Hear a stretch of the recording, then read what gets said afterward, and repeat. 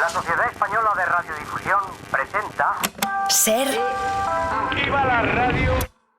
Podcast. Siempre. Las infecciones de transmisión sexual están a la orden del día en Europa y España no es una excepción. Nuestro país, de hecho, registra año tras año una tasa récord de infección de gonorrea, sífilis y clamidia, sin olvidar que el VIH sigue siendo una cuestión de salud pública de primera magnitud, con casi 3.000 nuevos diagnósticos al año, la mayoría de los cuales pasan inadvertidos por la falta de chequeos médicos frecuentes. Oliver Marcos es secretario general de la Coordinadora Estatal de VIH y SIDA, de CESIDA. Oliver, ¿qué tal? Bienvenido a Código de Barras. Hola, muchas gracias. A ti hace 6 años te cambió la vida cuando te diagnosticaron VIH. ¿Cómo te enteraste? Bueno, en mi caso me enteré porque caí enfermo, tenía las defensas muy bajas y me tuvieron que hospitalizar y bueno, una de las pruebas que me hicieron fue la prueba de VIH y dio positiva. Esa fue la manera de recibir mi diagnóstico. ¿Te pilló por sorpresa? No sé si habías tenido prácticas de riesgo como las que muchas personas puedan imaginar que llevan a un contagio de VIH. Bueno, en mi caso sí que me pilló por sorpresa. O sea, es verdad que bueno, la información la tienes, pero las prácticas que yo podía haber asumido no eran de alto riesgo. Pero bueno, supongo que esto es un poco como la lotería, ¿no? Que la puedes comprar una sola vez en tu vida y aún así te puede tocar. Entonces, sí que es verdad que yo había tenido prácticas que tienen bajo riesgo, pero bueno, no me esperaba recibir un diagnóstico así, la verdad, en aquel momento. Tú entonces tenías 25 años. No sé cómo te cambió la vida en ese momento ese diagnóstico. Bueno, cuando tú recibes un diagnóstico de VIH, la vida te cambia, independientemente del momento en el que estés y de la red que tengas alrededor. Yo es verdad que con 25 años, pues además estaba empezando a asumir mi sexualidad como hombre gay, por lo tanto fue un palo bastante fuerte, sentir que estaba saliendo de un armario y de alguna manera que el VIH me metía en otro. Pasas por el proceso de duelo que implica un diagnóstico de VIH, ¿no? Además, en una persona joven, pues es como, en mi caso fue como la primera problemática de salud, ¿no? De la que tuve que responsabilizarme. Yo no tenía otras patologías crónicas previas. Y bueno, pues pasas por procesos de ansiedad, de depresión, un poquito de aislamiento social quizás. Y poco a poco cuando vas trabajando pues ese autoestigma y bueno, pues vas asimilando, ¿no? Lo que es el diagnóstico en sí, pues luego poco a poco fui recuperando mi vida. A día de hoy, ¿cómo es tu vida? No sé si estás dependiente de medicamentos de manera crónica. ¿Cómo es tu vida a día de hoy con el VIH? Sí, bueno, las personas con VIH tenemos que tomar un tratamiento a día de hoy de manera crónica durante toda la vida. Es verdad que no es un tratamiento muy exigente, es una pastilla al día en la gran mayoría de los casos. Y bueno, a mí el VIH no me limita mi vida, quiero decir, yo tengo que ir a unos controles médicos, yo tengo que tomarme una medicación, pero vamos, yo hago mi vida, yo tengo trabajo, yo practico deporte, yo puedo tener el ocio que yo quiera. Quiero decir, quizás hoy en día las mayores limitaciones que puede suponer un diagnóstico de VIH son más a nivel social, y sí que es verdad que hay mucha gente a la que le puede limitar por dificultades en la salud mental, por barreras a la hora de socializar, por ese miedo a que otras personas se enteren, bueno, pues por diferentes circunstancias. Pero me imagino que de alguna forma también te habrá condicionado parcialmente la manera de relacionarte con parejas. Bueno, es verdad que es uno de los grandes miedos que tenemos las personas con VIH, ¿no? El pensar, ¿y ahora quién va a querer estar con nosotras o quién va a querer tener sexo con nosotras, teniendo en cuenta que el VIH se puede transmitir a través de las relaciones sexuales? Es verdad que al principio pues fue duro, ¿no? Porque además cuando la gente tiene preguntas, pues para mí era bastante complicado hablar del tema. Hoy en día, pues supongo que, uno, es raro que alguna persona me conozca sin tener esa información, y dos, que si me preguntan sobre ello, pues a mí no me supone ningún tipo de problema hablarlo.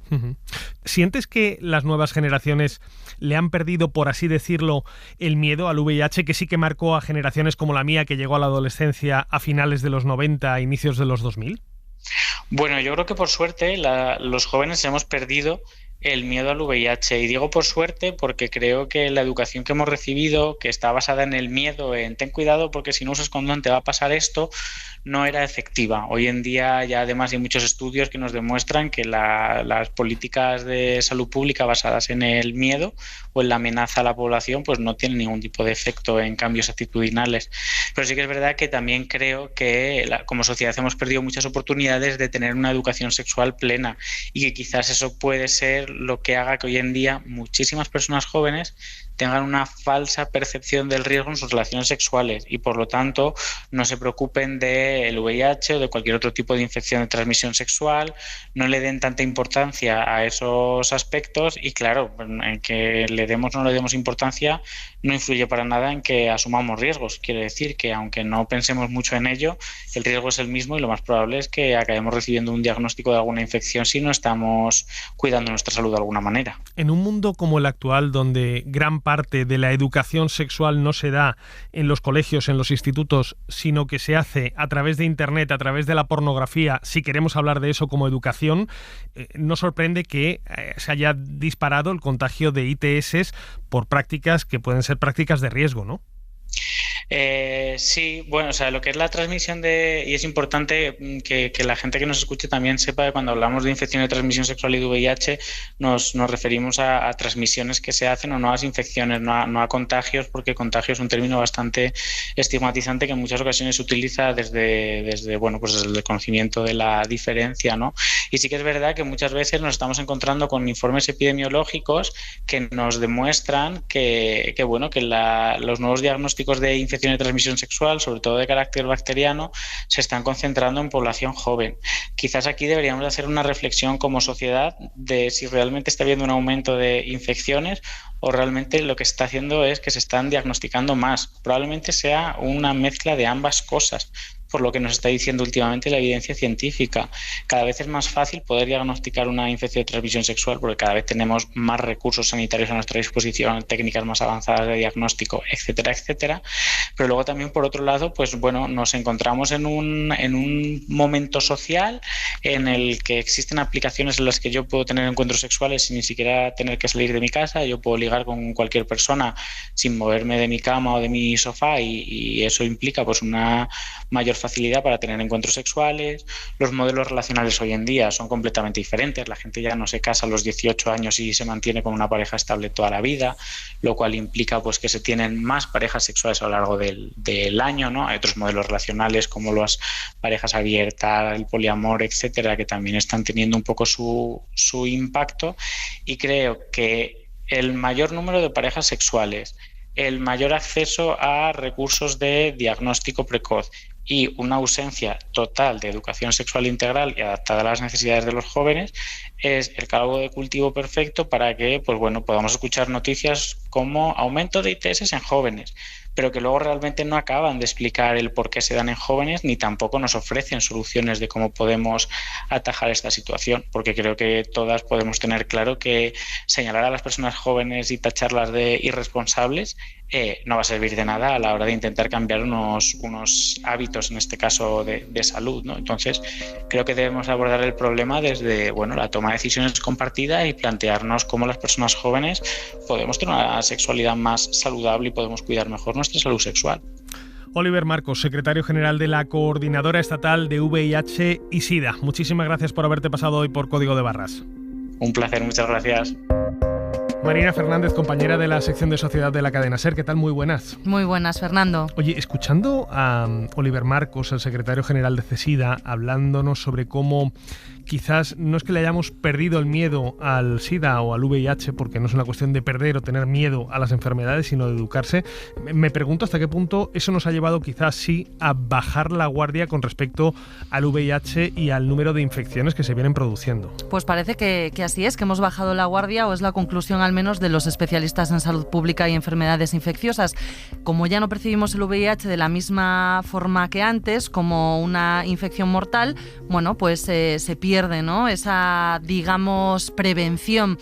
Y esa percepción, la de que el VIH ya no es lo que era antes, es que es correcta, además, ¿no? El VIH se ha cronificado, es decir, no se cura, no puedes eliminarlo completamente del cuerpo, pero no afecta a la salud de la persona infectada, y eso es un éxito incontestable de la ciencia, de la medicina, en varios frentes. Por un lado, se estima que en España hay unas 150.000 personas con VIH, pues bien, el 95%, la inmensa mayoría, son lo que se llama indetectables, ¿no? Que es que siguen un tratamiento que hace que la carga viral en su organismo sea tan baja que no lo pueden transmitir. El 95% de las personas con VIH en España no pueden transmitir el virus. Esto es un éxito, es importantísimo. Y por otro lado, contamos con una herramienta de prevención tan importante como la profilaxis preexposición, la pastilla conocida como PrEP. En España está cubierta por la sanidad pública desde finales de 2019 y según los últimos datos del Ministerio, de principios de este año, más de 23.000 personas participan ya en el programa de prevención que gira en torno a esta pastilla, pero no solo. Por ejemplo, los usuarios de la PrEP tienen que hacerse test de ITS de forma periódica, y esta es otra de las posibles razones del aumento de otras infecciones de transmisión sexual en España, porque hay más personas haciéndose más controles. Pero la clave aquí es que este éxito incontestable de la medicina, como decimos, está teniendo esa consecuencia perniciosa que es que ha bajado y mucho el uso del preservativo. Lo dicen los profesionales de las clínicas especializadas en ITS y lo dicen también los datos del aumento desbocado de las ITS en España. Por eso yo quería preguntarte también, porque Sanidad recoge ese aumento de las ITS en un informe reciente y ese es un problema que sin duda hay que atajar. Sí, son los datos del último informe del Instituto de Salud Carlos III, del Centro Nacional de Epidemiología, y son preocupantes a todas luces. Basta echar un vistazo a las gráficas temporales, ¿no?, que analizan las tendencias a lo largo de los últimos años, y las ITS están totalmente disparadas. Se pueden ver en cadenaser.com. Pero vamos a ir infección por infección. La clamidia es la ITS ahora mismo más común en España, de la que se notifican más casos. En 2023 casi 37.000, 8.000 más que en 2022 y 7.000 más que en 2021, ¿no? Vemos que son aumentos por miles.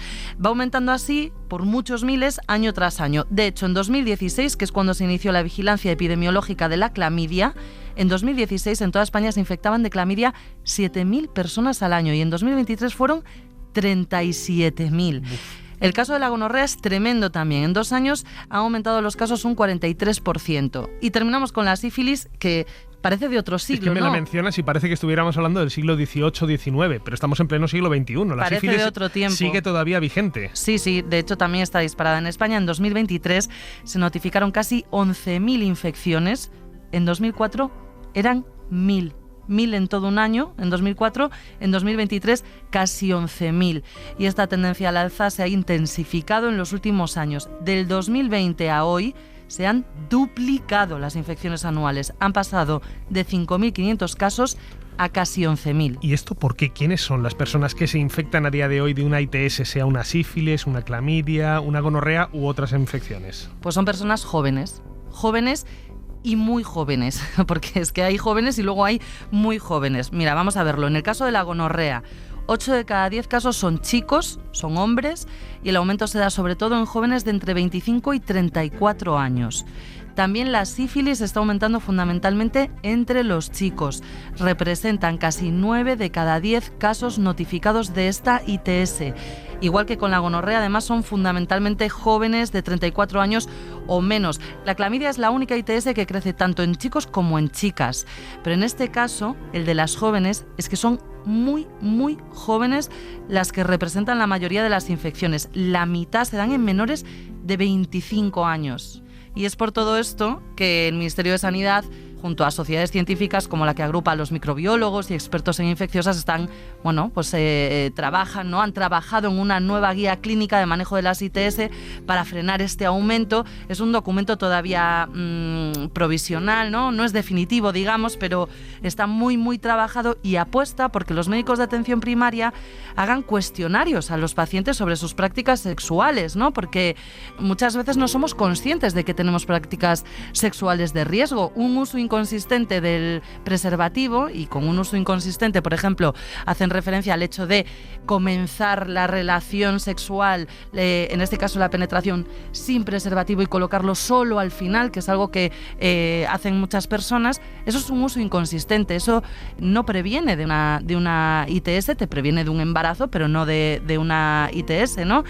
Quizás muchas personas que nos estén escuchando no lo saben, pero cumplen muchos de estos factores que llevarían a su médico, o deberían llevar, o ese es el objetivo de sanidad, a que les propongan, por supuesto siempre será voluntario, pero que les propongan hacerse un test de infecciones de transmisión sexual, porque muchas son silenciosas. No nos damos cuenta de que las tenemos. O sea, Marina, que básicamente hay que sacar una lección de todo esto. Hay que usar condón. Desde luego, hay que usar el preservativo porque ya sea porque perdamos el miedo al VIH, da igual que haya más diagnóstico, es que no importa. Si se usara el preservativo como se tiene que usar, estaríamos frenando muchísimo mejor el aumento de las ITS. Pues Marina Fernández, muchísimas gracias. Gracias a vosotros. Mar Vera preside el grupo de estudio de ITS en la Sociedad Española de Enfermedades Infecciosas y Microbiología Clínica. Doctora Vera, ¿qué tal? Bienvenida a Código de Barras. Gracias por la llamada y encantada de estar con vosotros. Doctora, ¿está usted de acuerdo con esto que me comentaba mi compañera Marina, de que hay que utilizar mucho más el preservativo y que apenas se utiliza a día de hoy? Efectivamente, la verdad que estamos asistiendo en las últimas décadas a una serie de cambios conductuales en la sociedad, que lo que implica es una falta en el uso del preservativo, que sabemos que es una de las herramientas preventivas que mayormente protegen frente a las infecciones de transmisión sexual. Además de un menor uso del preservativo, también estamos viendo algún otro cambio conductual en la sociedad, como es el mayor número de parejas sexuales. Y luego también quería nombrar el tema de el incremento en el consumo de algunas sustancias, como es el tema del chemsex o el slamsex, que va asociado a tener sexo desprotegido, porque muchas veces es un fenómeno social que estamos también viendo en las clínicas especializadas en infecciones de transmisión sexual, que está incrementándose, hay una tendencia ascendente de este fenómeno social, y el consumir algunas sustancias está directamente relacionado con el aumento de las infecciones de transmisión sexual. Hay algunas sustancias como el GHB, como la mefedrona o como la tina, que es una metanfetamina, que cada vez está siendo consumida por gente más joven, y esto también muchas veces conlleva el tener sexo desprotegido y aumentar el riesgo de adquirir y transmitir cualquier infección de transmisión sexual. Usted pasa consulta habitualmente en el Centro Sandoval, es un centro especializado, para quienes no lo conozcan, en enfermedades de transmisión sexual en Madrid. ¿Se encuentra con mucha gente que, como nuestro invitado inicial, como Oliver, se sorprende al conocer que tiene una ITS? Sí, porque el problema que tiene esta patología es que muchas veces las infecciones de transmisión sexual no dan ninguna molestia, no vemos ningún signo, ningún síntoma, y muchas veces es un hallazgo casual después de hacerse pruebas. Entonces, cuando acuden a consulta a por el resultado, pues hay mucha gente que se sorprende que tenga una infección de transmisión sexual y que no tenga ninguna molestia relacionada con esta patología. Aún así, pues el paciente es tratado y también se le recomienda pues un estudio de su entorno, el estudio de parejas sexuales. Cuando tenemos un diagnóstico de una infección de transmisión sexual, conviene pues que avisen a su entorno para así asegurarnos que esa persona es tratada y su entorno también, para evitar que no se la vuelva a transmitir. Pero sí que estamos viendo en la última década una tendencia ascendente en diferentes países de la Unión Europea, y en nuestra clínica pues estamos viendo cifras llamativas de aumento también de las infecciones de transmisión sexual, sobre todo pues en Madrid y en Barcelona, que dentro de España pues parece que son los dos epicentros que estamos viendo mayor incremento de las infecciones de transmisión sexual en las ciudades grandes. ¿En qué medida cree usted, por lo que percibe de los pacientes que pasan por su consulta, que la vergüenza de comentarlo en público con la pareja, con los amigos, puede hacer que ese diagnóstico quede en secreto, en la intimidad de esa persona, que a pesar de todo siga propagando esas infecciones a otras parejas sexuales? Sí que es verdad que muchas veces, por el miedo, por la vergüenza, por el sentimiento de culpabilidad y por el estigma que persiste asociado a esta patología, mucha gente no consulta, y hay pacientes pues que llevan tiempo con síntomas o tiempo que alguna pareja sexual les avisó y nos han hecho pruebas por el miedo a consultar, porque sí que es verdad que nosotros en las consultas pues les preguntamos por sus prácticas sexuales y sus hábitos tóxicos. Les hacemos lo que llamamos una anamnesis sexual, porque es importante, en función de las prácticas sexuales que cada persona nos cuenta, recomendar una serie de pruebas, y también aprovechamos para dar una serie de mensajes preventivos, o sea, hablar en positivo, el promocionar la salud sexual. Y en función de todas estas prácticas o hábitos tóxicos, pues además, aparte de hacerle pruebas en ese momento, les recomendamos un cribado rutinario según las prácticas sexuales que tenga cada uno. Pero sí que es verdad que cada vez vemos menor uso del preservativo, las personas presentan relaciones sexuales desprotegidas y en función de esto pues también les recomendamos pues que aparte de hacerse pruebas en ese momento que hagan chequeos de forma frecuente. Doctora, igual que conviene de vez en cuando hacerse una analítica de sangre por cuestiones médicas, por hacer un chequeo periódico de la salud, ¿convendría también incluir una analítica periódica buscando enfermedades de transmisión sexual? No sé si habría que hacer chequeos constantes cada X tiempo, incluso si uno tiene pareja estable, incluso si tiene una vida sexual en la que no incurra en prácticas de riesgo. ¿Debería incluirse ese tipo de chequeos? Sí, porque no solo es hacer pruebas de sangre, lo que llamamos serologías de VIH, de hepatitis o de sífilis, sino que también es importante hacerse lo que llamamos exudados, es decir, coger muestras de, por ejemplo, de la garganta, un exudado faríngeo, coger muestras del recto, si uno tiene penetración anal, pues también obtener muestras de dentro del recto.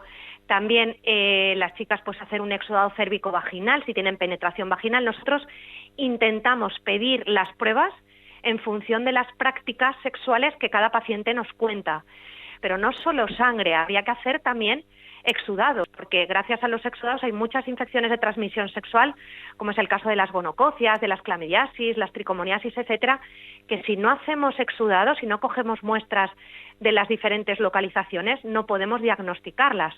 Y no solo a nivel genital, es importante pensar en localización extragenital, es decir, en la garganta y en el recto, en el ano, ¿no? El hacer todos esos exudados también nosotros los recomendamos. Doctora, nos decía nuestro invitado hace unos minutos que habría que hacer mucho hincapié en la formación, en educación sexual, en colegios e institutos, pero me ha sorprendido enterarme de que en España no existe una formación específica en ITS para médicos en formación. ¿Esto no debería estar en el currículo de todo tipo de doctores? También pensando sobre todo en los médicos de cabecera que ven a pacientes y que son su primer contacto quizás cuando empiezan a notar esos primeros síntomas de una enfermedad de transmisión sexual.